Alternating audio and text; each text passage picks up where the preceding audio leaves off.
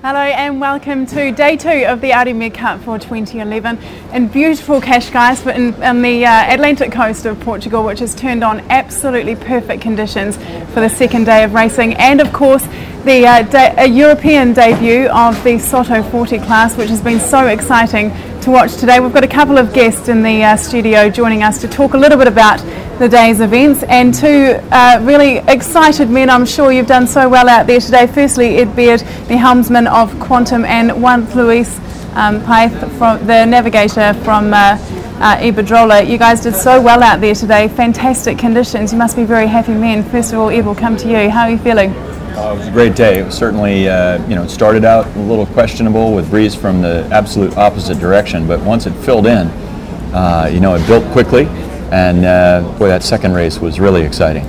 Juan Luis, did you have a lot of fun out there today? Yes, with this kind of boat, it's wide on flat boat, is very fun because you are always surfing in the waves, in downwind. A fantastic scenario today. Oh, absolutely perfect conditions. And if you don't know too much about this Soto 40 class, here's a little wrap up for you. At 40 foot long, the Soto 40 is the new lightweight and powerful class on the 2011 Audi MedCup circuit. The most significant thing about the Soto 40 is that it is strictly one design. All boats are identical in every respect with just one exception, and that is the colour that they're painted.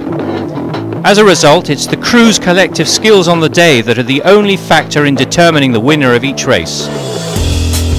5 boats representing 4 countries are racing in the Soto 40 class's inaugural European regatta in Cascais this week.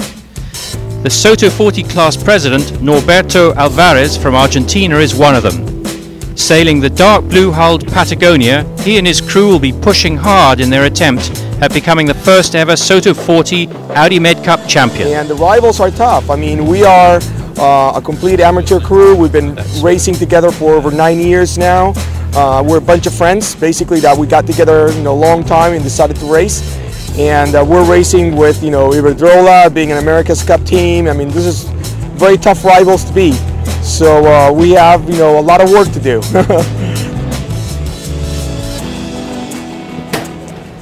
Well, Juan Luis, I just wanted to talk to you about the One Design concept. What appeals to you about that? One Design is a perfect way to sail, because all the boats are the same design, same mass, same boom, same rudder, same keel. So the most important thing is the crew. The crew, and for today, for example, with strong wings, very important, do the maneuvers perfect. It's very fun. No big difference in the boat. All the boats are sailing with the same speed. Well, you've obviously mastered the art of the One Design concept and the Soto 40 class. They had a fantastic day out on the water today. Let's have a look at the highlights of the Soto 40 class day 1. Iberdrola set the pace early in the first race for the Soto 40 class, starting well and sailing hard against Patagonia up the first beat of the first race. It was the green boat all the way that showed that they had been practicing harder than anybody else over the preceding weeks. They led on the first beat, they led on the first run, and in fact they led around the whole course to take the first win of this famous class. Further down the course, further down the fleet, there was battle royale going on between the 2 Portuguese boats, 22 and Bigamist. Plenty of great sailing though for the Iberdrola, very much in control, and some champagne sailing downwind in these lightweight, overpowered flying boats.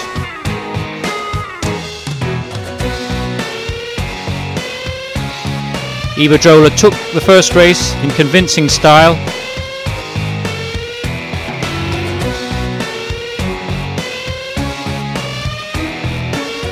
crossing the historic first finish line of the Audi MedCup.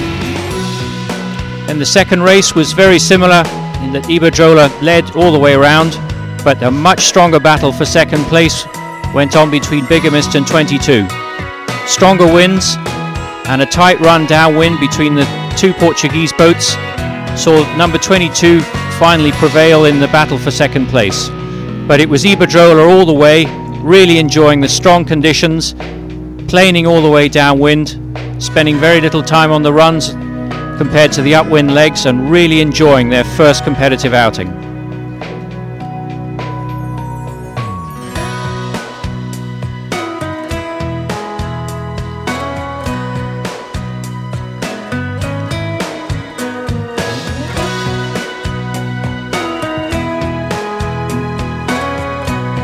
Iberdrola crossing the finish line of the second race with a perfect score of 2 wins from 2 starts, and will continue racing for the rest of the week in the Audi MedCup.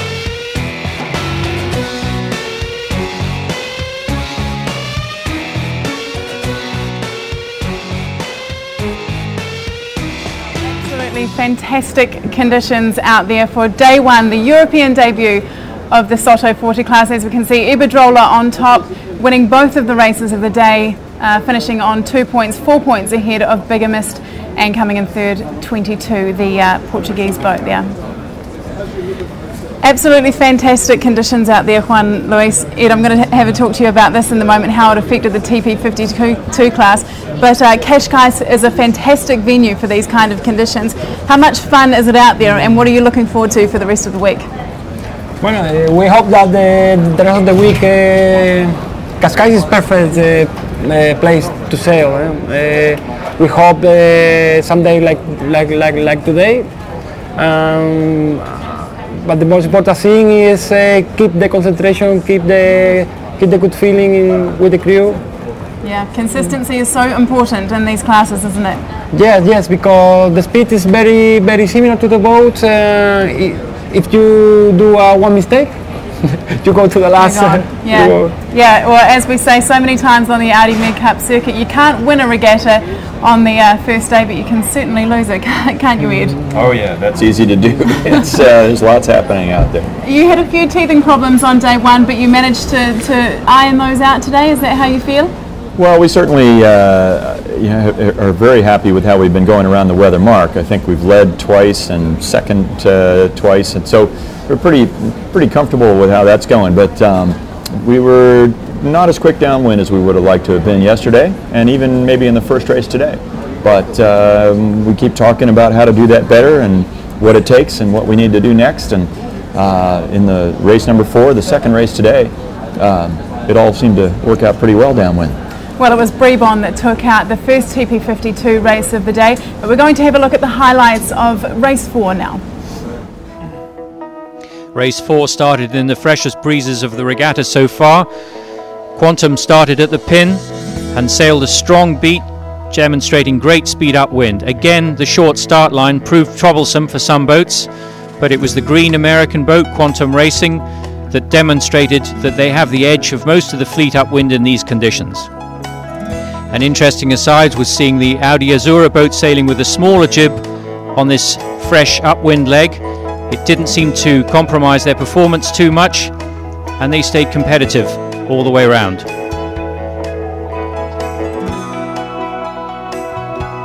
Once again, the right-hand side of the course proved to be the place to be, certainly at the top of the course where the water was flatter.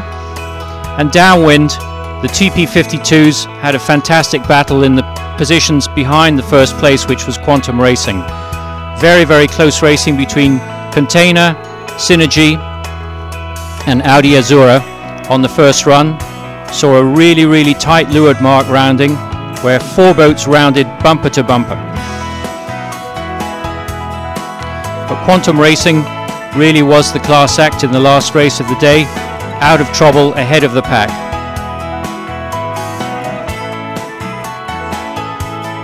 The first leeward gate here with these 4 boats choosing different sides of the second beat, showing just how close racing in the TP52 class at the Audi MedCup is.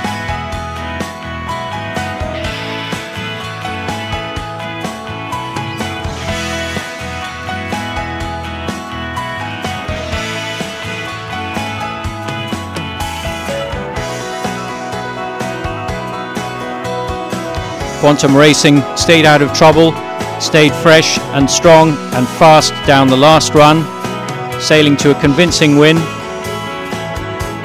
in this fourth race of the Audi MedCup.